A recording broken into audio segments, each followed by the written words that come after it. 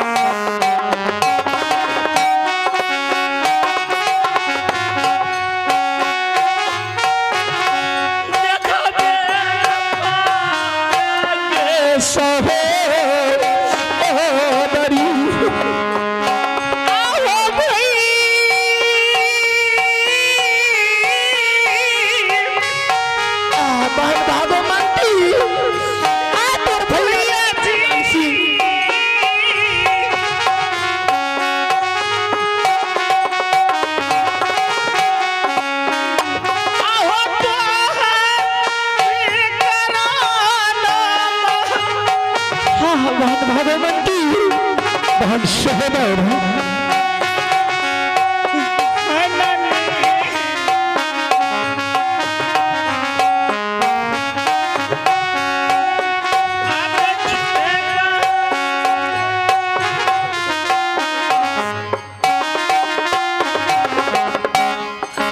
आगे बढ़ी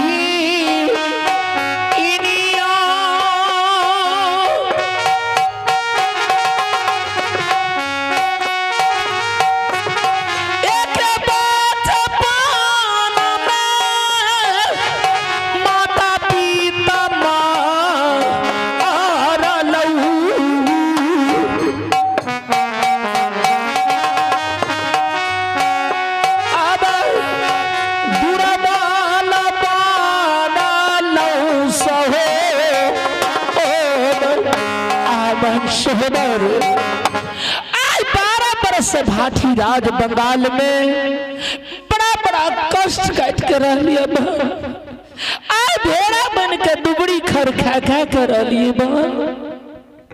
भैया आज कौन दुख विपत्ति पड़ गला बहन भैया तू याद गेलो भैया हाँ बहन भैया यार ई गांव समाज में नहीं रहे भैया चल दोनों भाई बहन दूसर गांव में रहे लेकिन इस समाज में नहीं रहे भैया नहीं रहे चला नहीं रहे बहन शहदर हाँ भैया आज 12 बरस के बाद भाटी राज बंगाल से राज भरोरा लिए बहन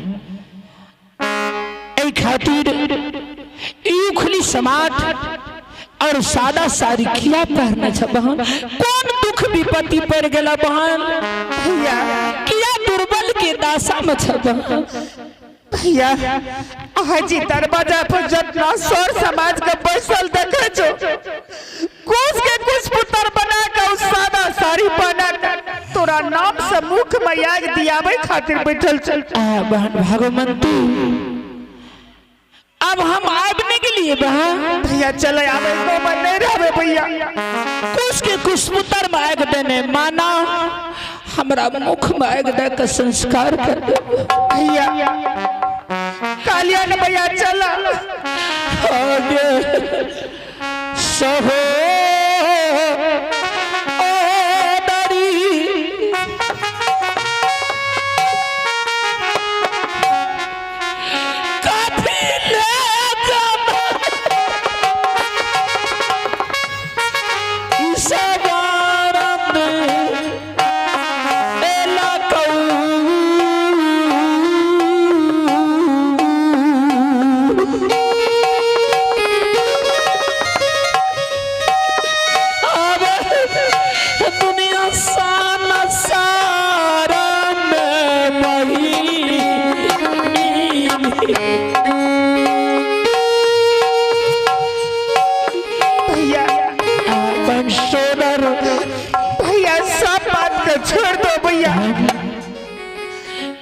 इज्जतिक समाज अपना दरवाजा पर बैसल छे बहन।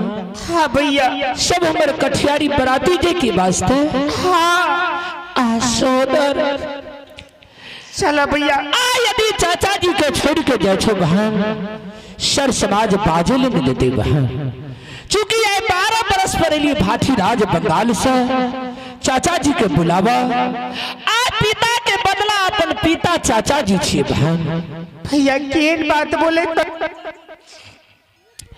देखिए चाचा जी हमरा पहचानिए कि नहीं बहन। चाचा जी की मुलाकात तू क्या कहे दोनों भाई बहन राज में नहीं रहे दोसर राज चले जेबे बहन। एक बेर चाचा जी के बुलावा तो सही। ठीक है भैया अगर विश्वास तोरा ना है चाचा जी का बुलावा छे लेकिन चाचा जी तोरा नहीं पहचानता। बेटे राज तैयारी रहेगा। ठीक है भैया चाचा जी का बुलावे छिया। चाचा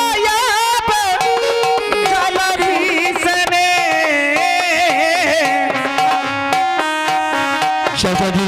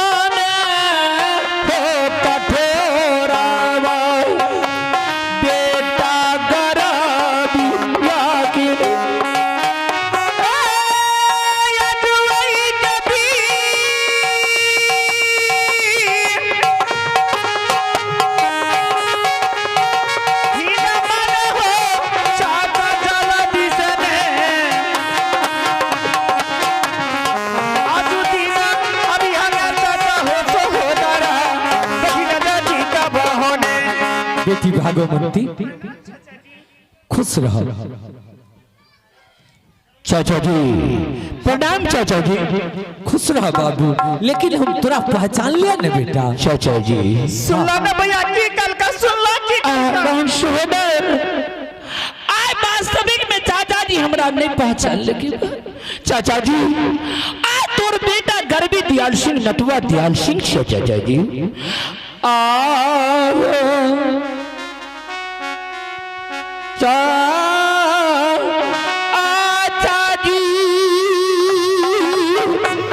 चाचा जी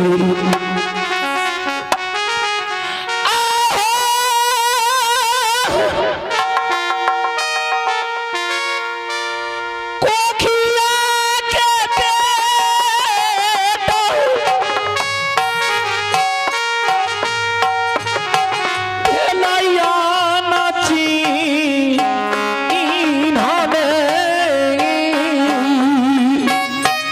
चाचा जी। हाँ बाबू।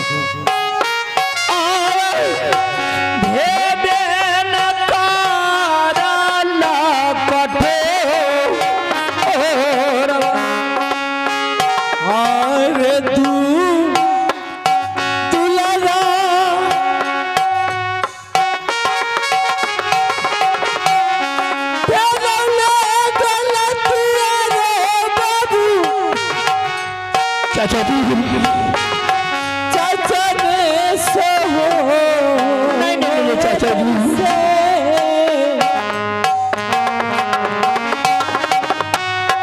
आज वही के दिन मारे तू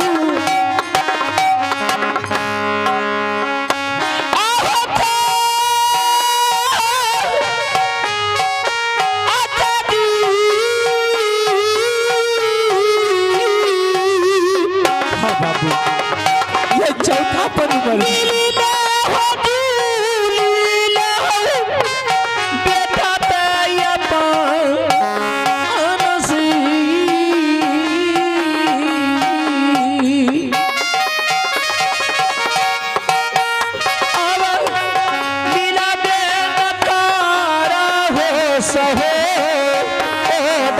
चाचा जी।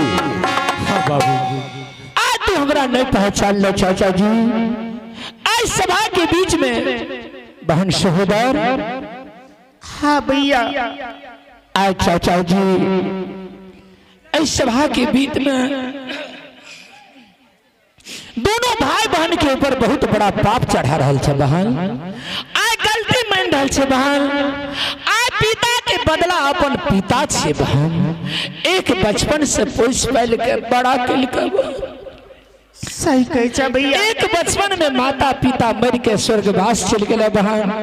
पिता के बदला अपन पिता चाचा जी छे बहन। आज यदि चाचा जी के छोड़ के राज